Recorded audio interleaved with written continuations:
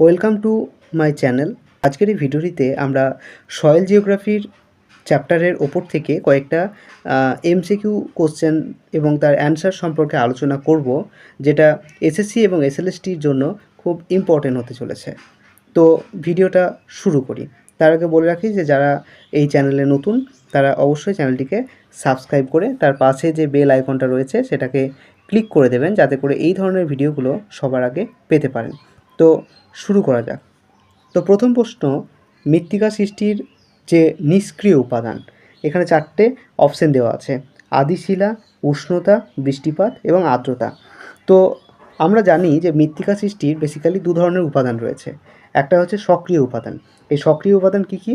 উষ্ণতা এবং আর্দ্রতা মিলিয়ে যেটা রয়েছে, অর্থাৎ কিনা জলবায়ু। আর একটা রয়েছে জীবজগৎ। তাহলে এখানে তাহলে দুটো উপাদান কি আছে? জলবায়ু এবং জীবজগৎ। এবার জলবায়ুর মধ্যে কিন্তু উষ্ণতা পড়ছে, আর্দ্রতা পড়ছে বা বৃষ্টিপাত পড়ছে। তাহলে বাকি কোনটা থাকছে? বাকি থাকছে যে আদিশিলা। তাহলে এটাই হচ্ছে কারেক্ট অ্যান্সার। তাহলে মৃত্তিকা সৃষ্টির যে উপাদান সেটা হচ্ছে আদিশিলা, নিষ্ক্রিয় উপাদান। নেক্সট যেটা আসছে সেটা হলো যে মৃত্তিকার উপরিস্তর থেকে পদার্থের অপসারণকে কী বলে? তো মাটির এটা যদি আমার প্রোফাইল হয়, এটা হচ্ছে এ স্তর, এটা হচ্ছে বি স্তর।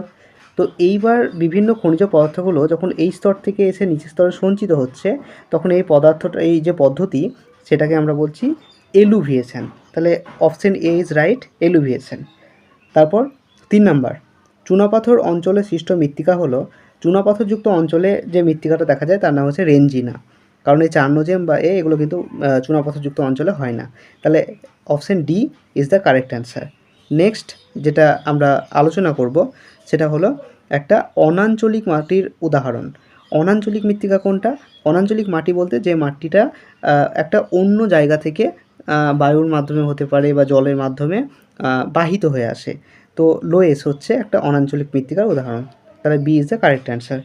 নেক্সট হচ্ছে আদর্শ মৃত্তিকা প্রোফাইল দেখা যায় যে মাটিতে। আদর্শ মৃত্তিকা প্রোফাইল ল্যাটেরাইটেও দেখা যায়, পডসলেও দেখা যায়, কিন্তু এখানে যেহেতু দুটোই আছে এবং পডসলে আদর্শ মৃত্তিকা প্রোফাইলটা বেশি দেখা যায়, তার জন্য পডসলটাকে আমরা এখানে সিলেক্ট করব। তাহলে option C is the correct answer. Next যেটা যাব সেটা হলো যে কৃষ্ণ মৃত্তিকা যে প্রকৃতির মাটির উদাহরণ। তাহলে কৃষ্ণ মৃত্তিকা কোন মাটির মধ্যে পড়ে? আমরা যদি মৃত্তিকার ট্যাক্সোনমি দেখি, তাহলে বিভিন্ন এগুলো সব মৃত্তিকা কিন্তু ট্যাক্সোনমি, অ্যান্ডিসল, অ্যান্টিসল, মলিসল, এগুলো। তো কৃষ্ণ মৃত্তিকা কিন্তু ভার্টিসলের মধ্যে পড়ে, সি। এটা সয়েল ট্যাক্সোনমি সম্পর্কে পড়লে আমরা জানতে পারবো। নেক্সট হচ্ছে মৃত্তিকার যে ক্যাটেনা, সেই মৃত্তিকার ক্যাটেনা সম্পর্কে যে ধারণা দিয়েছেন কে?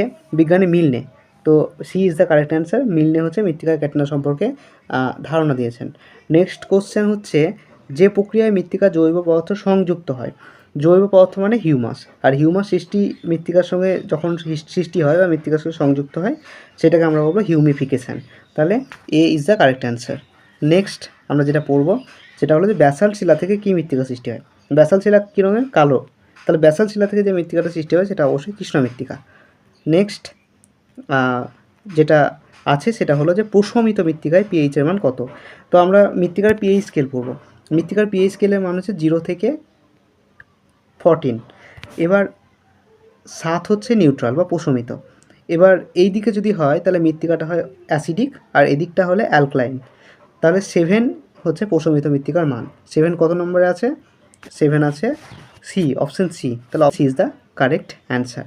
আর আজকে লাস্ট যে কোশ্চেনটা সেটা হলো যে চার্নোজেম মৃত্তিকা যে বর্গের মৃত্তিকা।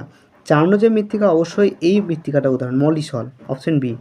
এইগুলো জানতে গেলে এইগুলো অ্যাকচুয়ালি কোনো নিয়ম নাই, এটা সয়েল টেক্সোনমি, এটা দিয়েছে ইউএসডিএ। এবং এই সয়েল টেক্সোনমি অনুসারে মৃত্তিকাকে 12টা ভাগে ভাগ করা হয়েছে। এই 12টা ভাগ অনুসারে এক একটা গ্রুপে এক একটা মৃত্তিকা পড়ে। তো এইরকমভাবেই একটা ভাগে পড়ছে মলিসল সয়েল, যার মধ্যে চার্নোজেমটা পড়ছে। আর এই ভার্টিসলের মধ্যে তো তখন বললাম যে কৃষ্ণ মৃত্তিকা পড়ছে। হ্যাঁ, এইভাবে বিভিন্ন ধরনের যে মৃত্তিকার যে টেক্সোনমিগুলো সেগুলো রয়েছে। তো আজকের ভিডিওটা এই পর্যন্তই। ভিডিওটার একটা লাইক করে চ্যানেলটিকে সাবস্ক্রাইব করে সঙ্গে থাকো। ধন্যবাদ।